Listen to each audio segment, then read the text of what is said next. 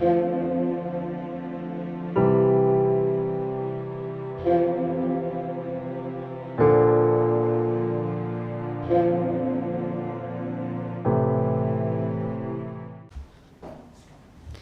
مقدس میں سے ہمارے لیے آج کی تلاوت مقدس پولس رسول کا پہلا خط تسالونیکیوں کے نام، اس کے چوتھے باب میں سے 9 سے 12 آیت تک۔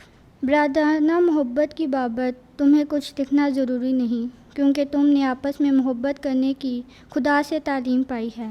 چنانچہ تم ان سب بھائیوں سے جو تمام مقدونیہ میں ہیں ایسا ہی کرتے ہو۔ لیکن اے بھائیو، ہم تمہاری منت کرتے ہیں کہ تم ترقی کرتے جاؤ، اور جس طرح ہم نے تمہیں حکم دیا تم مطمئن رہنا، اور آپ اپنا کاروبار کرنا اور اپنے ہاتھوں سے کام کرنا باعث فخر سمجھو، تاکہ تمہارا برتاؤ باہر والوں کے ساتھ شائستگی کے ساتھ ہو اور تم کسی چیز کے محتاج نہ رہو۔ پاک کلام کے پڑھے اور سنے جانے پر خداوند کی خاص برکت ہو۔ خداوند کا شکر ہو۔